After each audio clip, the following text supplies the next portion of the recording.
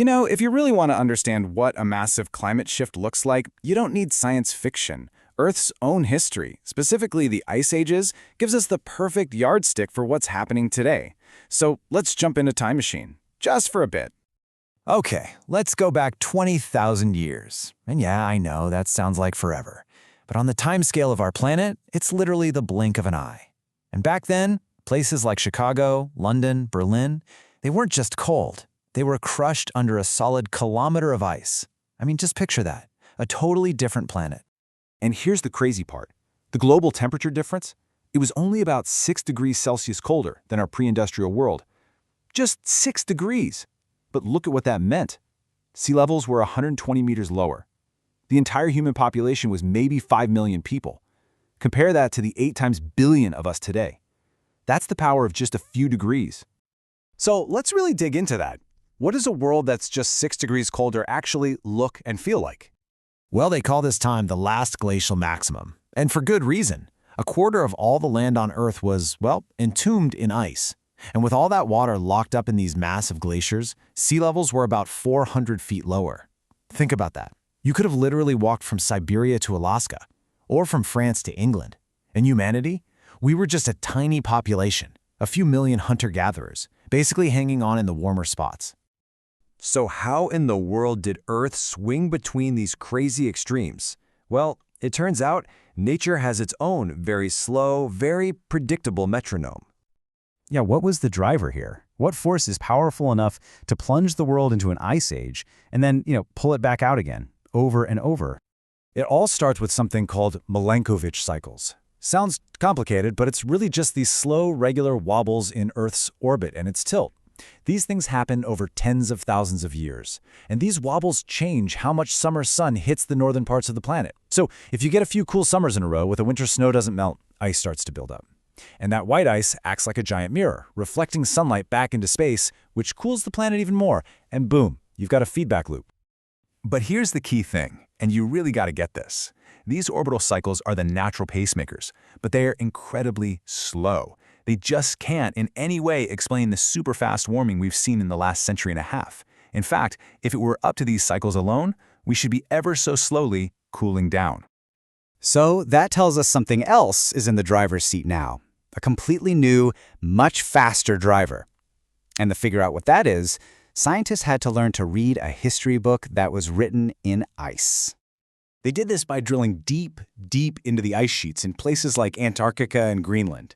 And what they pull up are these amazing things called ice cores. They're like a perfect frozen time capsule, a climate record going back 800,000 years, and trapped inside of these tiny, tiny bubbles of ancient air. And they tell this incredible story.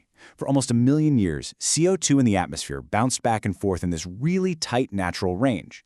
It was about 180 parts per million during the deepest ice ages, and it would peak around 280 during the warmest periods. And today, where are we at? We're over 420 parts per million. I mean, we're so far outside the natural guardrails that governed our planet for the last 800,000 years, it's not even funny. But hold on, the story gets even more wild. It's not just how high that number is.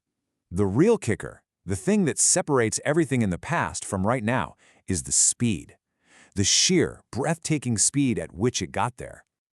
So let's look at the natural pace. When the last ice age ended, yeah, CO2 levels went up. But look at how slow it was. On average, the concentration would creep up by maybe 1 or 2 parts per million every 100 years. Okay? Per century. Okay, now look at today. In recent years, we've been cranking up CO2 by 2 to 3 parts per million every single year. Not per century, per year. Let me just put that another way.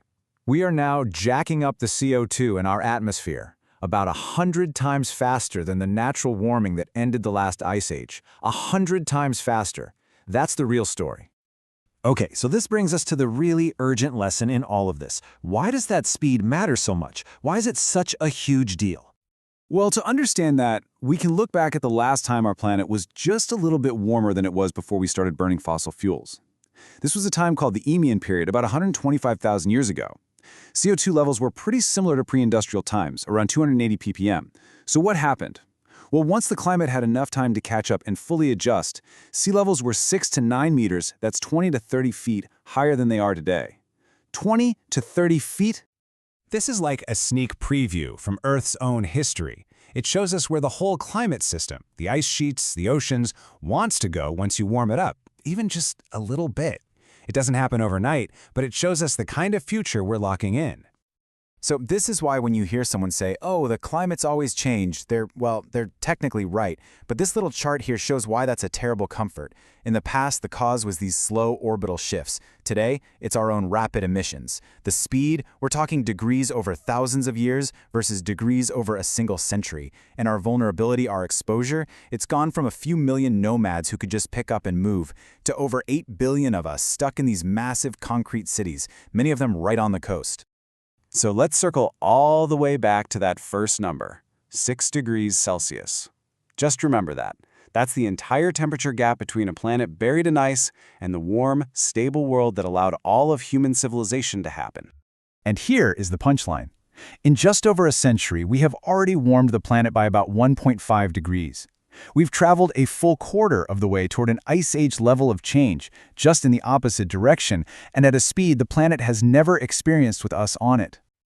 So, after all this, after diving into 800,000 years of climate history, what's the real lesson? What are we supposed to take away from all this? It really boils down to 3 big things. First, our planet's climate is really sensitive to things like CO2. It responds. Second, a few degrees might not sound like a lot, but it's enough to completely redraw the map of the world. And finally, and this is the most important one, the speed of the change is everything. It's the difference between being able to adapt and just being completely overwhelmed. Look, the ice ages prove that the map of our world isn't set in stone. A few degrees can completely rewrite it. The huge difference today is that for the first time in Earth's history, the thing driving that change isn't some slow wobble in our orbit. It's us. And that means we're in this incredible, maybe terrifying but also powerful position of consciously choosing which version of that map we're going to hand to our kids